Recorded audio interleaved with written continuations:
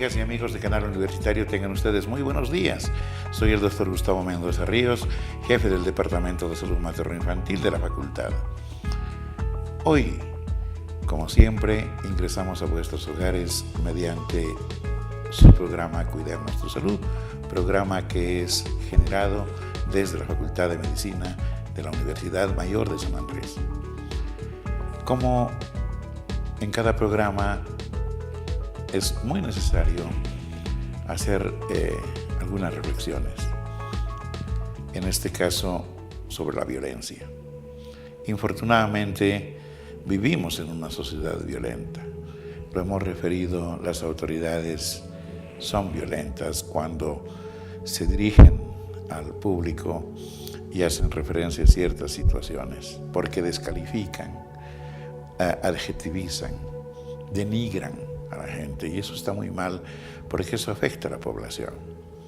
Cuando hablamos de la violencia contra la mujer, creíamos que de alguna forma todos estamos contribuyendo a que aquello se controle, que se reflexione sobre el tema, pero las noticias nos dicen que en este primer trimestre hay un mayor número de feminicidios, increíblemente en Tarija y en Oruro, obviamente en relación con la población que tienen.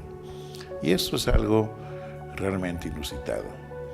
Esto genera, pues, estrés en la población, inseguridad, puede afectar su salud mental. Y por eso todos, la familia, está comprometida a trabajar íntimamente, internamente, para superar estas situaciones y evitarlas en lo posible. Por ello, hoy hemos decidido convocar para conversar sobre algunos de estos aspectos con un distinguidísimo profesional, el doctor Mauricio Peredo. El profesor Peredo es profesor titular y jefe de la Cátedra de Psiquiatría de la Facultad de Medicina, pero también es profesional de la especialidad en psiquiatría en el Hospital de Clínicas Universitario. Le hemos pedido conversar sobre un tema a lo mejor muy conocido por todos, no tanto por la palabra, sino por su significado. Hablo de la resiliencia. Con él hemos de tratar de abordar y resolver algunas interrogantes, pero además a propósito de que infortunadamente en los días pasados la ciudad de La Paz nuevamente tuvo que sufrir porque se produjo un deslizamiento muy importante que afectó casi a 400 personas hasta ahora contabilizadas, que esto obviamente supone un trauma muy fuerte en la familia, en la persona, y es algo que debiera afrontarse adecuadamente. Entonces, amigos, enseguida hemos de tener el placer de conversar con nuestro invitado, pero ahora les pido que vayamos a un corte. En instantes vuelve la programación de TVU.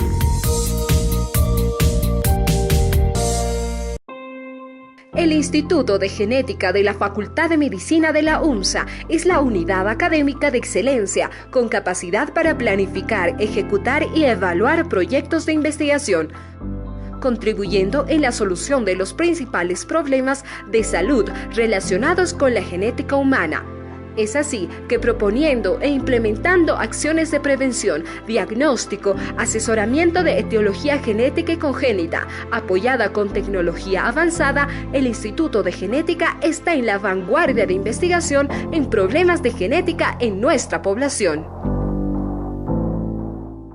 La unidad de posgrado de la Facultad de Medicina, en sus 4 ramas, ofrece cursos de formación especializada en doctorado en educación superior en salud, maestrías, especialidades y diplomados, con estrategias tecnológicas, innovadoras y altamente estructuradas para un ejemplar desempeño.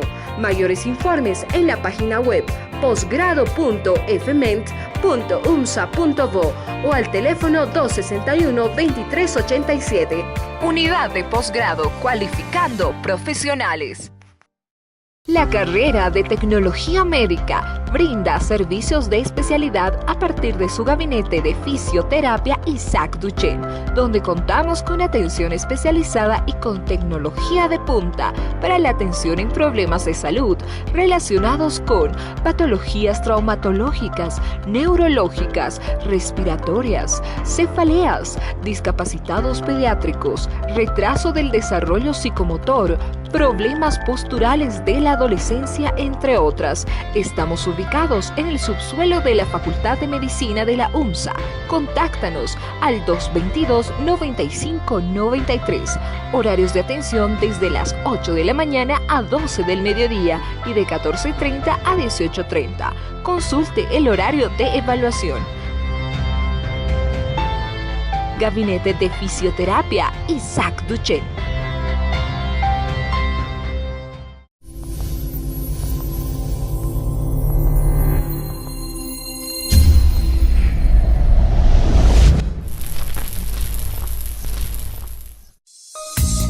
Continúa con la programación de TVU. Amigos, como lo habíamos señalado, está en el set nuestro invitado de hoy, el doctor Mauricio Peredo. El doctor Mauricio Peredo es jefe de la Cátedra de Psiquiatría, profesor titular de nuestra facultad, pero además es un colega especialista que se desempeña en el servicio de psiquiatría del Hospital de Clínicas Universitario. Él es experto en aspectos, obviamente, como los que vamos a tratar. Pero no más palabras. Permítanme saludarle y presentarles al doctor Mauricio Peredo. Mauricio, qué placer tenerlo. Gracias por aceptar la invitación. Muchas gracias a usted, doctor. El placer es todo mío. Muchas gracias para la población. Esperemos que toda la información que se pueda brindar en este momento pueda ser de utilidad. Gracias, Mauricio. Yo me había referido hace un momento que infortunadamente nuevamente la ciudad de La Paz tuvo que sufrir un trauma, porque una ladera de nuestra ciudad sufrió un deslizamiento que afectó a muchas personas. Se dicen que cerca de 400 personas han sido afectadas. Y por supuesto, ¿esto es capaz de afectar la salud mental de estas personas? Evidentemente que sí. Desgraciadamente hemos tenido esta situación que, bueno, por un lado ha afectado de manera directa a estas 400 personas, pero también ha afectado de manera indirecta a toda la población. Así es. ¿No? Y evidentemente es una situación de riesgo para la salud mental de las personas. Esto quiere decir entonces, Mauricio, que estos estados de violencia, de estrés, como en este caso de accidentes, de deslizamientos, pueden haber otros, tifones, etcétera, pueden afectar la salud de las personas, ¿verdad? Evidentemente. Como bien dice la Declaración de la Organización Mundial de la Salud no solamente es el bienestar físico, social y mental de las personas, sino también la ausencia de enfermedad. Y a veces tenemos situaciones que ponen en riesgo nuestra salud. En el caso del deslizamiento que hubo, bueno, obviamente desde traumatismos físicos, lesiones físicas, problemas de posibles infecciones por el tema de las aguas, etcétera, o la carencia de agua, etcétera, pero también la salud mental. En ese sentido, tenemos que entender que la salud mental, por un lado, es el bienestar que tenemos las personas respecto a la capacidad de conocer nuestras propias capacidades, pero también de hacer frente a las adversidades y de ser productivos en nuestra comunidad. Entonces, de alguna manera, este tipo de situaciones violentas, que obviamente corresponden a desastres naturales, afectan nuestra salud mental, en el sentido de que de forma abrupta, de forma inesperada, tenemos que movilizar recursos para poder hacer frente a una situación de estrés. De acuerdo. Amigos, entonces claro que estos aspectos inesperados, abruptos, violentos, generan alteración en las personas, en su esfera mental.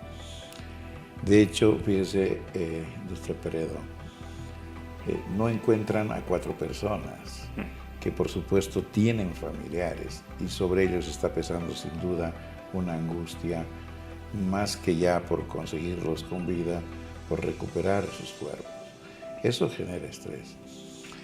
Y creo que todo tipo de situaciones, el fallecimiento de una persona amiga o familiar, un accidente, genera problemas en las personas.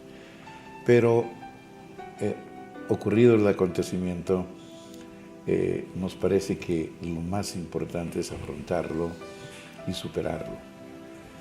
Hace algunos años se ha acuñado un término que usted nos ayudará a aclararlo, el de la resiliencia. No estaba hasta hace unos 10 años, si mal no recuerdo, siquiera aceptado en la Academia de la Lengua. Pero hoy sí, ya se lo ha aceptado como un término un poco complicado para mí y para el resto, presumo, pero que significa mucho. Y que me hace recuerdo algo que nuestros abuelos ya decían, ¿no? Por ejemplo, decían, para decir algo parecido, no importa cuántas veces caigas, el tema es que te sepas levantar. Claro, ese concepto tan breve no es explicado adecuadamente y no es entendible a lo mejor. Pero la resiliencia nos puede ayudar a entender aquello también. Mauricio, ¿qué es la resiliencia? ¿De qué estamos hablando? La resiliencia es un concepto que si bien de alguna manera puede ser un poco sencillo, pero en realidad es muy complejo. Porque básicamente lo que nos habla la resiliencia, por un lado, tiene que ver con la capacidad que tenemos las personas para movilizar recursos adaptativos y superar o afrontar una situación. Pero no es solamente esto, sino también tiene que ver con la capacidad que tenemos las personas de poder utilizar, si es que vale el término, estas adversidades para un crecimiento personal. Es decir, la resiliencia no solamente está enfocada a adaptarse y superar situaciones, sino que sea enriquecedor para tener un crecimiento personal. Un ejemplo un poco caricaturesco que yo utilizo en clase como recurso para explicar a los estudiantes, les hago imaginar una pelota de goma que yo la empujo, la lanzo hacia el piso y la pelota rebota. Imaginémonos esa misma imagen, pero un poco en cámara lenta, si es que vale el término. Vamos a ver el balón, la pelota esférica, y el momento de impactar con el piso cambia su forma, claro. Se deforma. Y a medida que va rebotando, nuevamente recupera su forma. Un poco eso es la resiliencia. A veces tenemos circunstancias o situaciones en la vida que nos lanzan, nos golpean, nos deforman, pero es ahí donde tenemos la capacidad, el ser humano tiene la capacidad de movilizar recursos para recuperar esa forma. Y, como le decía, de alguna forma también que nos sirva para un crecimiento personal, en el sentido de pronto no solamente me deformo, no solamente recupero la forma, sino que también reboto más alto. Correcto. Me encanta el ejemplo. De hecho, yo estuve buscando la etimología y resilio viene del latín, que quiere decir, entre otras cosas, rebotar. Exactamente. Y esta última idea que señaló me pareció sensacional. Rebota y rebota más alto desde donde provino el origen, ¿no es cierto?, del impulso. Entonces, esto es gráfico, esto es bueno, pero naturalmente esto también es teoría. Exactamente. Y de allí a la práctica puede haber mucha distancia. Vamos a ahondar todavía ese tema. Yo quiero darle un dato. Se hizo un estudio en el que siguieron 40 años a un grupo de gente muy pobre que naturalmente sufría de violencia cotidiana, sufría de hambre también por sus carencias, pero al cabo de los 40 años, el 80% de esta gente pudo no solo sobrevivir, superar y el 30% destacarse. Obviamente hubo un 20% que no pudo mejorar esa condición. ¿Esto también es resiliencia? Sí, de hecho este es un tema y realmente es importante el ejemplo que usted está poniendo, porque aquí vemos por un lado dos mecanismos. Un mecanismo que es un mecanismo instintivo, si vale el término, un mecanismo de supervivencia, que es la reacción fisiológica que tenemos las personas para hacer frente a situaciones de estrés agudo, ¿no? Por un lado. Y que obviamente eso nos va a llevar asociado a la valoración cognitiva que una persona puede tener de la situación que está viviendo, a desarrollar mecanismos resilientes también. Pero también aquí vemos que el estrés crónico puede ser un factor de riesgo para afectar la salud, no solamente la salud mental, sino también la salud física de las personas. Correcto. Entonces, es importante en primera instancia tal vez entender, porque aquí creo que hay otra cuestión que aclarar un poco. La población en general muchas veces piensa o tiene la idea de que el estrés es algo dañino y es algo perjudicial. En realidad el estrés es una situación que de alguna manera es percibida como amenazante para el equilibrio, para la homeostasis del individuo, lo que va a llevar a que fisiológicamente nosotros tengamos una respuesta a esa situación de estrés.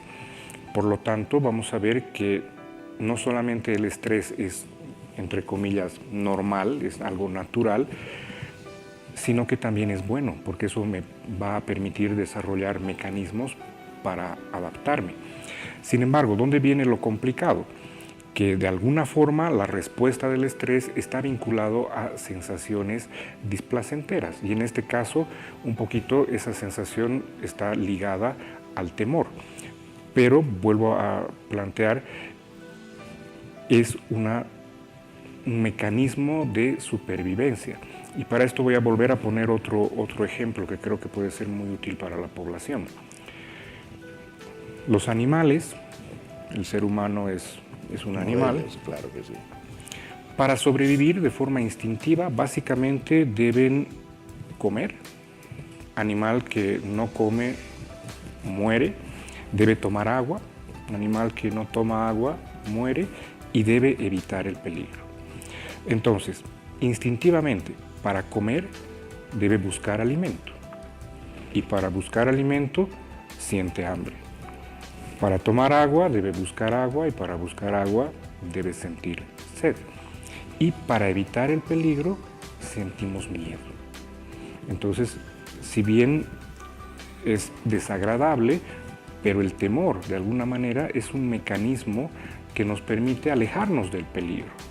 Entonces, viendo un poco con relación a lo que me planteaba respecto a este estudio, la primera respuesta instintiva, si es que vale el término, o primitiva frente a una situación de estrés en general, en este caso en particular estamos hablando del deslizamiento de la ladera, básicamente es una respuesta de temor, ¿no? De temor frente en un momento dado a la amenaza objetiva, porque estamos viendo cómo se desliza, hemos visto las imágenes que se han pasado por redes sociales, etcétera, donde realmente es atemorizante. Y posteriormente viene un temor subjetivo, que lo vamos a llamar ansiedad, que está vinculado o está relacionado a lo desconocido. La incertidumbre. ¿Qué va a pasar? Exactamente. ¿Qué va a pasar? ¿Qué va a suceder? Un poco lo que decía hace un momento de la situación que pueden estar pasando estas familias de no encontrar a las personas que han desaparecido. Entonces, todo eso va a generar una serie de situaciones a nivel cerebral, a nivel hormonal, que va a repercutir a nivel emocional, va a repercutir a nivel conductual.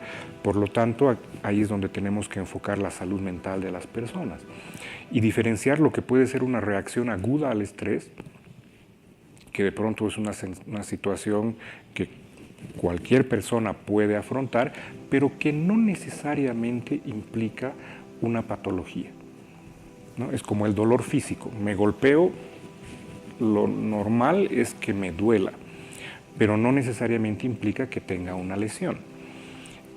Y lo que debemos prevenir un poco es que más bien se pueda prevenir una alteración, que en este caso sería un posible trastorno de estrés postraumático que pueda desarrollarse en un futuro. De ello vamos a hablar enseguida, Mauricio. Amigos, el doctor Peredo es absolutamente claro. El estrés, básicamente, es un mecanismo de defensa del organismo. El organismo se estresa cuando se enferma, por cualquier razón, y empieza a utilizar todos sus mecanismos de defensa, primero para controlar y luego para superar el problema.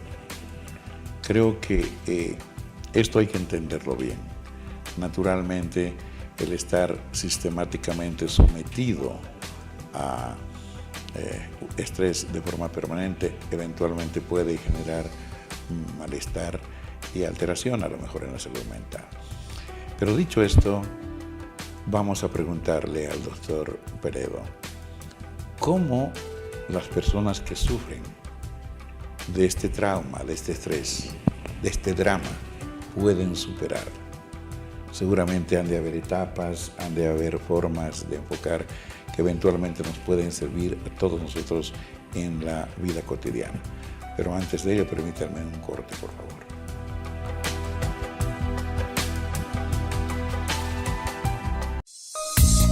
En instantes vuelve la programación de TVU.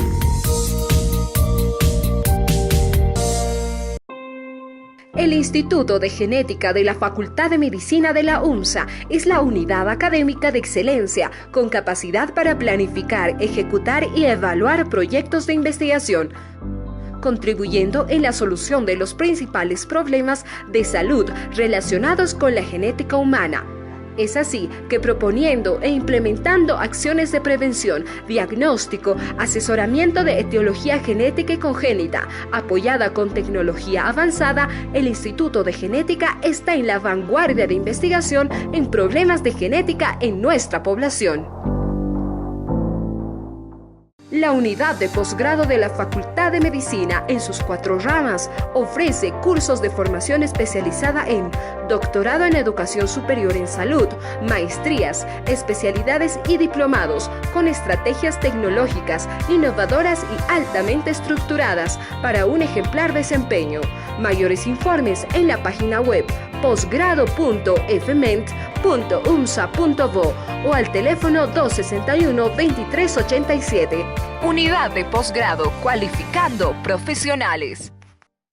La carrera de Tecnología Médica brinda servicios de especialidad a partir de su gabinete de fisioterapia Isaac Duchenne, donde contamos con atención especializada y con tecnología de punta para la atención en problemas de salud relacionados con patologías traumatológicas, neurológicas, respiratorias, cefaleas, discapacitados pediátricos, retraso del desarrollo psicomotor, problemas posturales de la adolescencia, entre otras. Estamos ubicados en el subsuelo de la Facultad de Medicina de la UNSA. Contáctanos al 222-9593. Horarios de atención desde las 8 de la mañana a 12 del mediodía y de 14:30 a 18:30. Consulte el horario de evaluación. Gabinete de Fisioterapia Isaac Duchenne.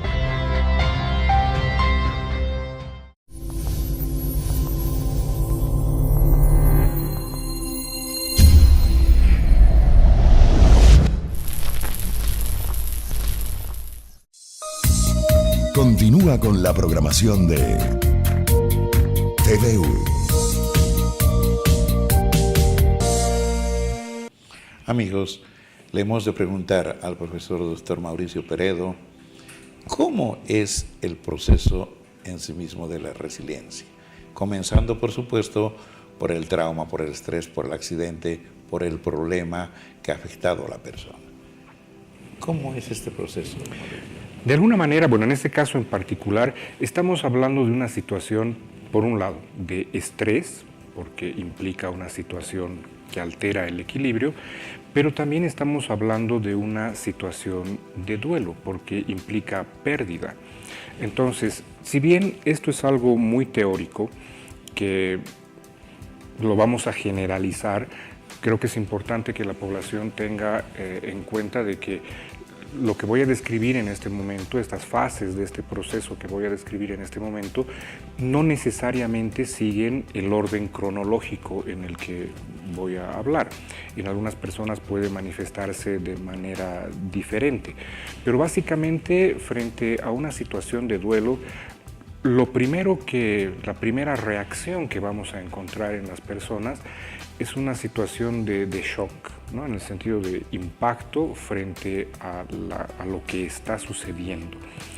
En esta situación, muy frecuentemente la persona se paraliza frente a la situación, ¿no? De pronto yo veo cómo se está cayendo la ladera, cómo están derrumbándose las viviendas, y de pronto me quedo, vuelvo a repetir, en shock y de alguna manera paralizado para poder hacer algo.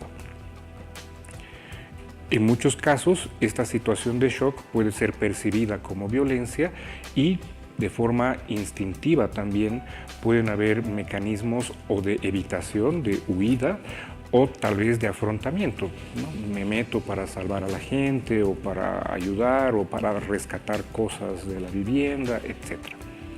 Una segunda etapa dentro de este proceso, ya de pronto, una vez que ha sucedido el hecho, es el mecanismo de negación.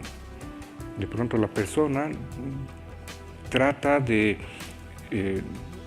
no puede entender lo que ha sucedido. Entonces de pronto empieza a tener mecanismos de negación. Esto no está sucediendo, esto no es real, no me puede pasar a mí, ¿no? Entonces es ese mecanismo de negación, que suele ser, dependiendo de la situación, puede tener un tiempo de duración que puede ser muy corto o puede ser un poco más largo, pero de alguna manera es indistinto en las personas, no es el mismo tiempo de negación que tienen muchas personas. Por otro lado, una vez que se da este fenómeno de negación, el siguiente paso dentro de este proceso puede estar ligado o puede estar relacionado a una situación de enojo.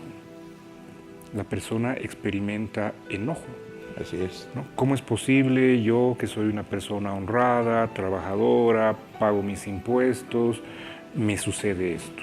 Y personas, delincuentes, qué sé yo, narcotraficantes, violadores, etcétera, no les sucede nada. Me parece injusto.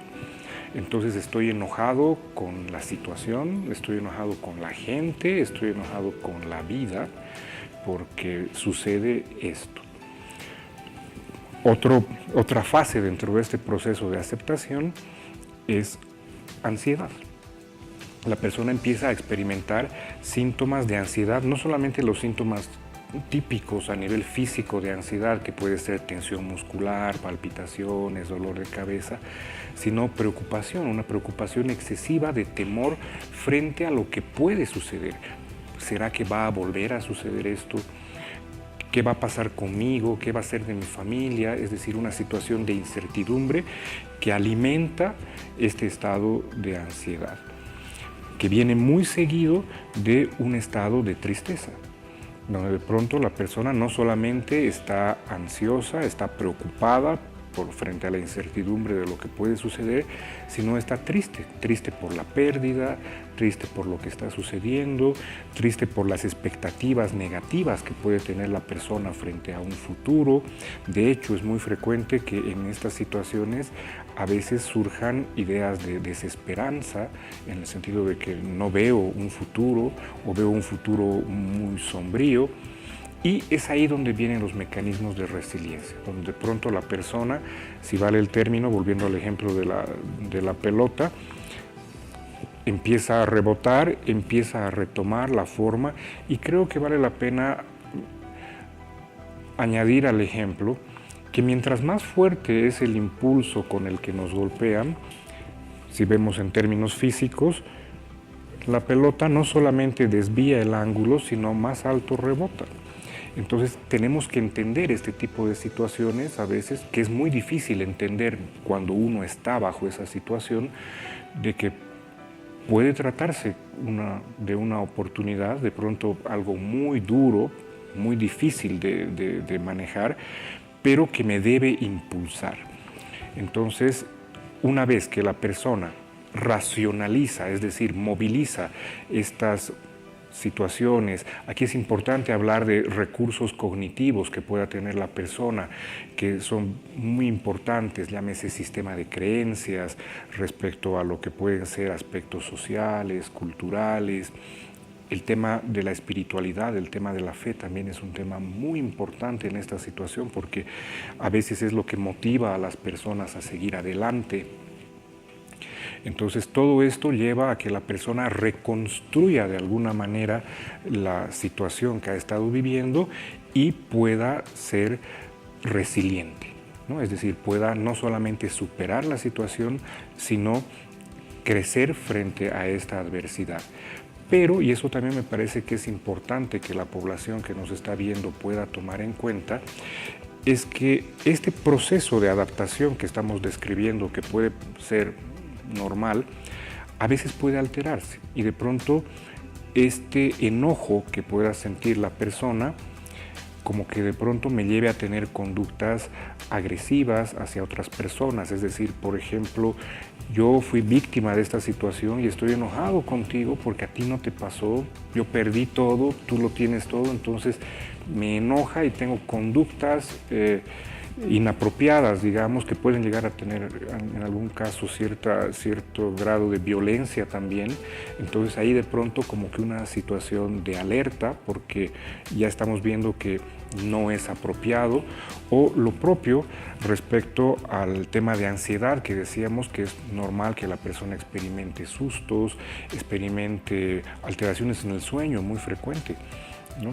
De pronto estoy durmiendo y tengo la idea, me despierto, escuché un ruido y pienso que se está deslizando nuevamente algo, o de pronto tener un temor excesivo, que si bien, vuelvo a repetir, puede ser frecuente durante un tiempo, pero si vemos que esto va perdurando en el tiempo o de pronto se hace muy intenso y limita un poco mis actividades cotidianas, también tiene que ser una situación de alerta.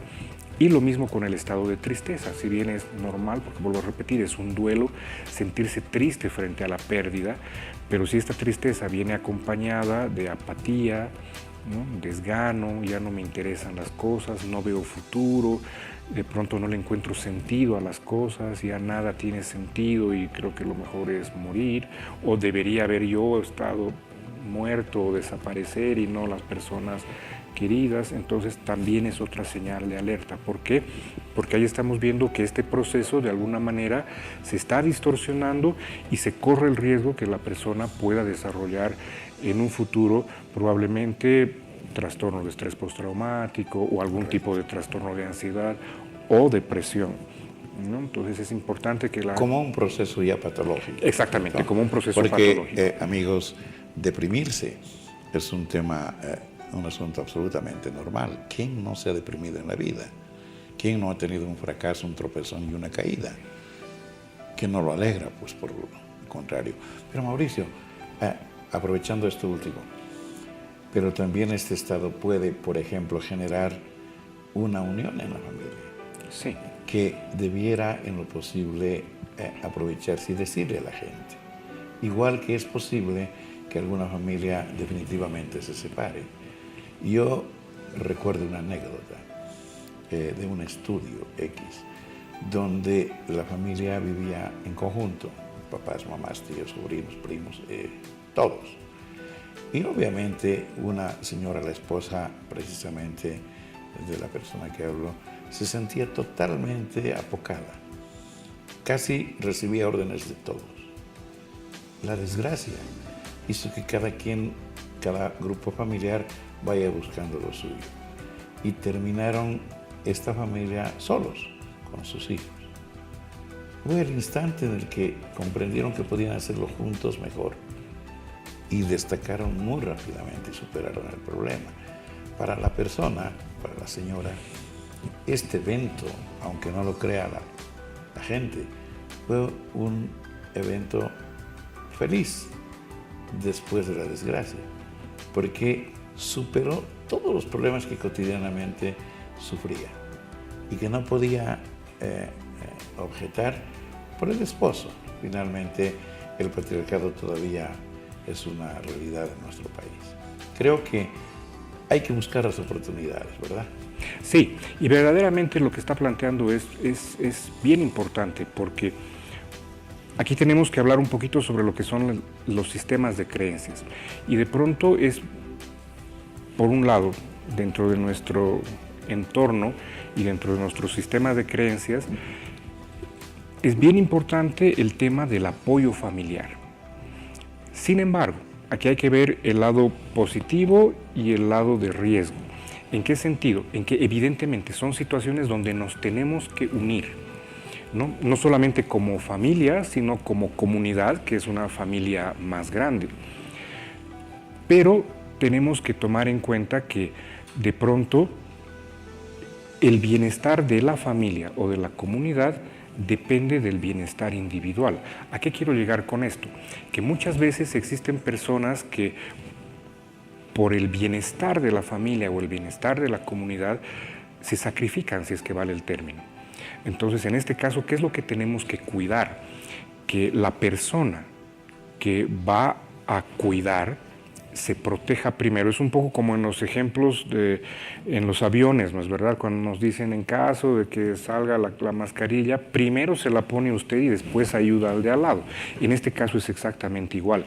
¿Por qué? Porque si de pronto yo me sacrifico por ayudar a otra persona, en realidad el problema es mayor. No estoy ayudando, más bien estoy generando otro problema. Entonces, un poco el que debe existir una integración, pero a partir de un bienestar individual. Y por otro lado, creo que también es importante la recomendación a la población.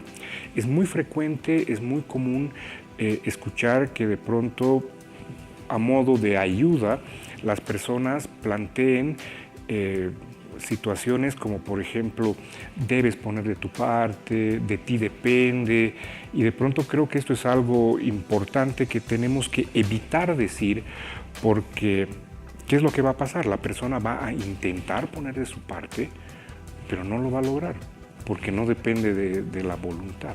No porque no tenga la capacidad de hacerlo, sino porque en ese momento es como decirle a una persona que tiene dolor de muelas, tienes que poner de tu parte para que no te duela.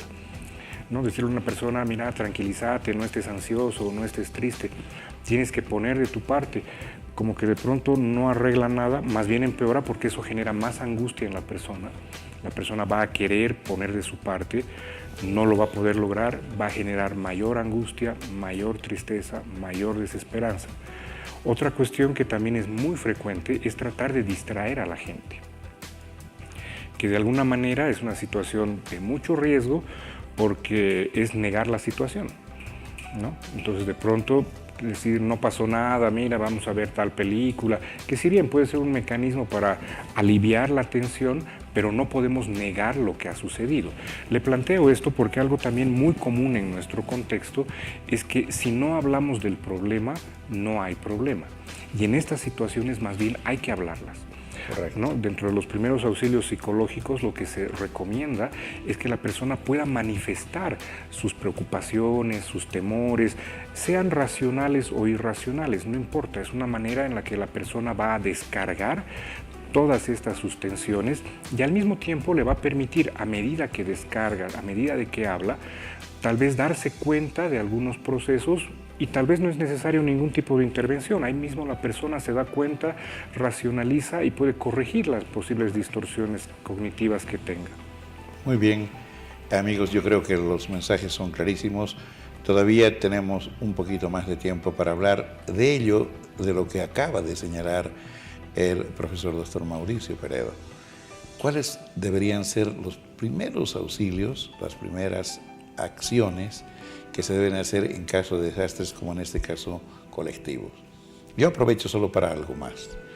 En estos casos en los que se ha producido, infortunadamente, estos problemas, han de volver a ratificar, espero conmigo, que quienes más trabajan para resolver los problemas en el orden familiar, con los chicos, con la comida, con el agua, son las damas, son las mujeres, no son los hombres, en la mayoría de los casos. Y creo que también es una oportunidad para reconocer lo mucho que hacen. Dicho esto, vayamos a un corte, por favor.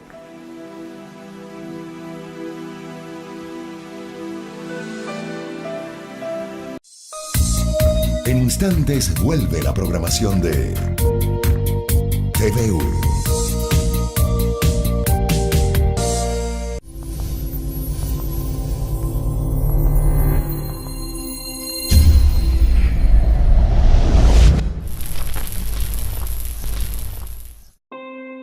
El Instituto de Genética de la Facultad de Medicina de la UNSA es la unidad académica de excelencia con capacidad para planificar, ejecutar y evaluar proyectos de investigación, contribuyendo en la solución de los principales problemas de salud relacionados con la genética humana.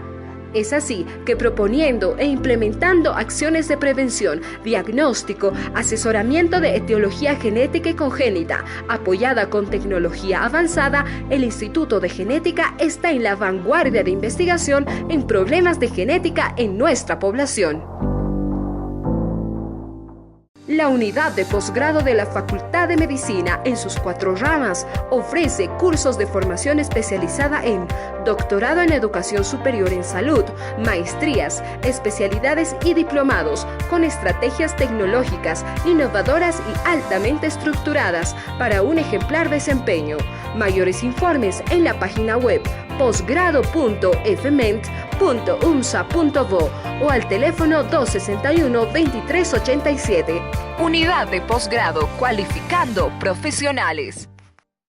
La carrera de Tecnología Médica brinda servicios de especialidad a partir de su gabinete de fisioterapia Isaac Duchenne, donde contamos con atención especializada y con tecnología de punta para la atención en problemas de salud relacionados con patologías traumatológicas, neurológicas, respiratorias, cefaleas, discapacitados pediátricos, retraso del desarrollo psicomotor, problemas posturales de la adolescencia, entre otras. Estamos ubicados en el subsuelo de la Facultad de Medicina de la UNSA.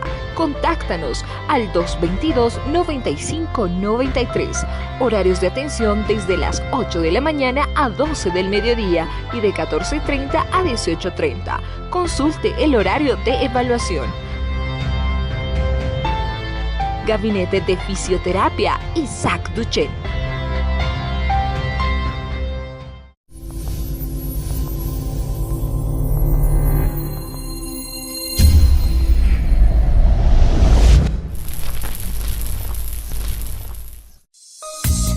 Continúa con la programación de TVU. La programación de TVU. Amigos, hemos de concluir el tema, pero para ello le vamos a pedir al doctor Mauricio Peredo que nos deje unos tips, unas recomendaciones, como que serían los primeros auxilios para la gente que sufre tan tremendo trauma y estrés. Perfecto. Creo que es importante que la gente comprenda. Muchas veces, como decía hace un momento, a veces reprimimos ciertas expresiones emocionales. Es importante que podamos permitir a la persona que ha sufrido una situación similar a esta pueda exteriorizar lo que piensa y lo que siente. Entonces, en una primera instancia, lo que debemos hacer, como decía hace un momento, es permitir que la persona pueda hablar sobre todo lo que está pensando y está sintiendo, sin hacer juicios de valor, ¿no? Como decía, de pronto puede haber gente que dice, no, es que estoy buscando a mi osito de peluche. Nos puede parecer una cuestión absurda, pero para esa persona eso es importante.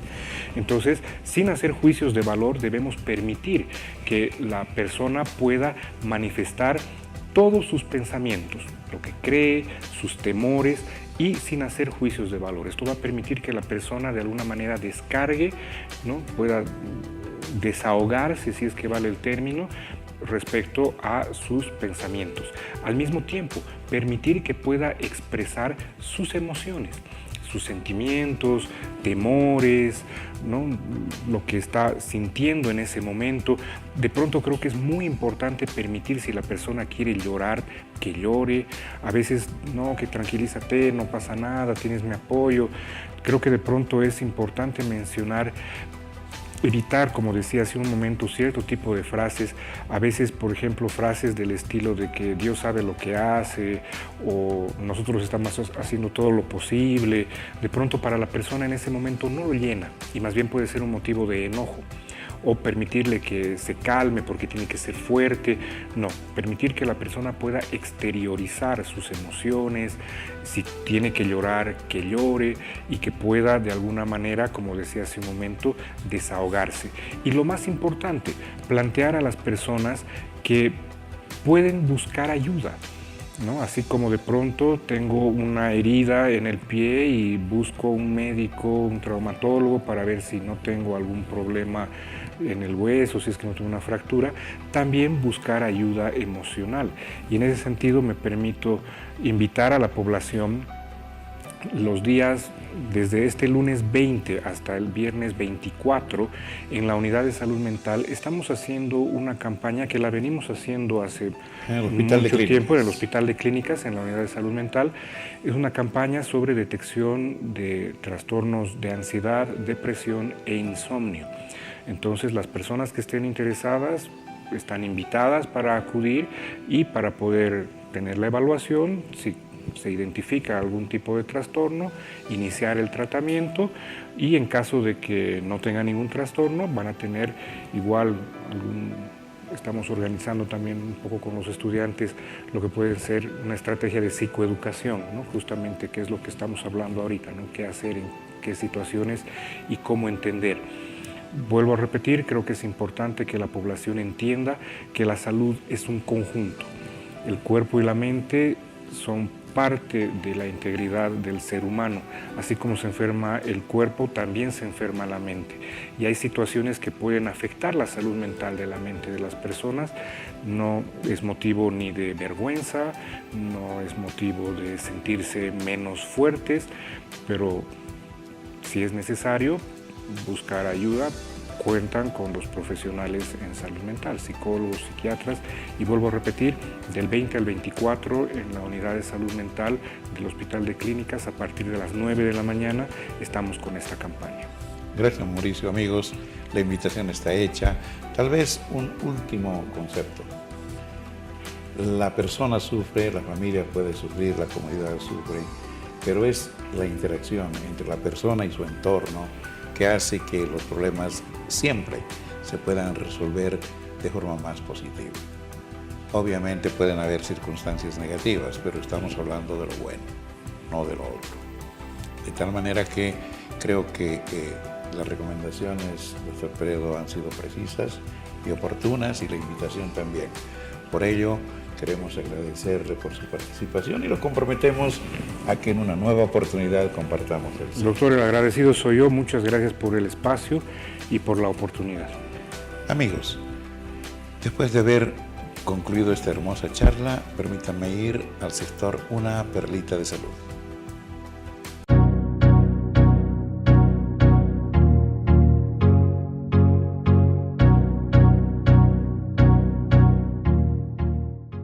Amigos, en esta nota ustedes observarán cómo ciertos pigmentos obtenidos de seres marinos pudieran ser una alternativa para el tratamiento del cáncer de próstata. Vayamos a la nota, por favor. Un pigmento generado por bacterias acuáticas combate el cáncer de próstata. Los oncólogos se ven ante un dilema a la hora de diagnosticar a un paciente con cáncer de próstata en estadio inicial. Las opciones terapéuticas en esos casos, la cirugía de extirpación del tumor y la radioterapia, afectan a toda la próstata y pueden causar serios efectos colaterales, tales como la difusión eréctil e incontinencia urinaria. un nuevo método para el tratamiento de tumores de próstata en estado inicial desarrollado en el Instituto de Weizmann de Ciencias en Israel podrá ofrecer a los médicos una alternativa a las terapias convencionales, disminuyendo así el riesgo de causarles daños innecesarios a los pacientes. Al aplicar esta nueva técnica no invasiva, se emplea una droga fotosensibilizante y una fuente de luz para atacar específicamente a los tumores prostáticos sin dañar tejidos sanos ni el tracto urinario.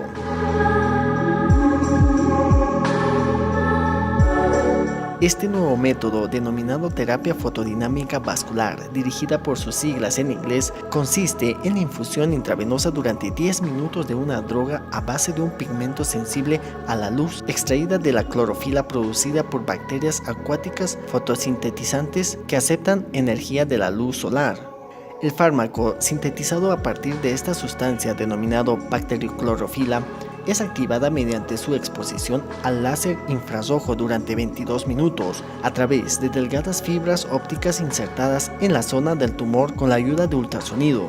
La activación del fármaco en el tejido enfermo con el láser provoca una reacción en cadena y genera moléculas altamente reactivas que cierran los vasos sanguíneos encargados de alimentar a los tumores, impidiendo así que estos reciban oxígeno. De esta forma, los tumores quedan destruidos entre 16 y 24 horas después del procedimiento, mientras que las estructuras y las funciones de los tejidos sanos permanecen intactos. Los pacientes que se someten a este tratamiento reciben el alta en pocas horas después del procedimiento, que tiene una duración de aproximadamente 90 minutos y se realiza en una sola sesión.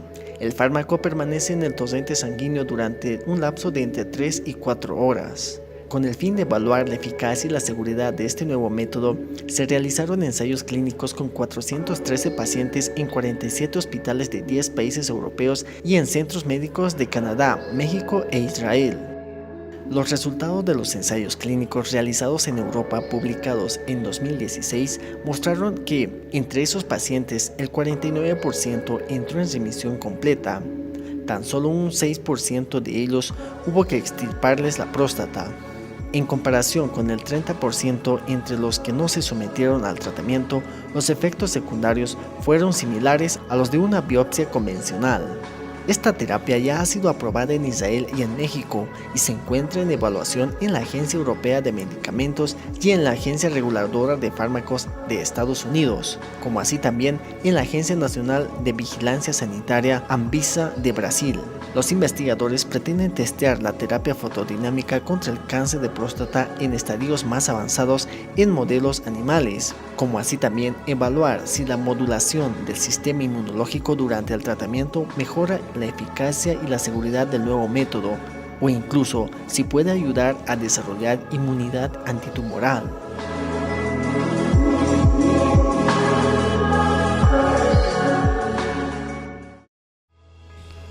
Amigos, esto fue todo por hoy. Deseamos sinceramente que el programa haya sido de vuestro agrado. Queremos decirles que en el marco de la convivencia pacífica y de la solidaridad, si ustedes pueden ayudar a quienes hoy nos necesitan, como son nuestros compañeros que han sufrido la desgracia del deslizamiento, háganlo, porque las cosas hay que hacerlas oportunamente, en el momento preciso. Y también les sugerimos que disfruten de su familia, gocen de sus hijos, pásenla bien. Con toda seguridad, el lunes estaremos todos muy renovados. Que tengan ustedes muy buenos días y hasta la siguiente semana.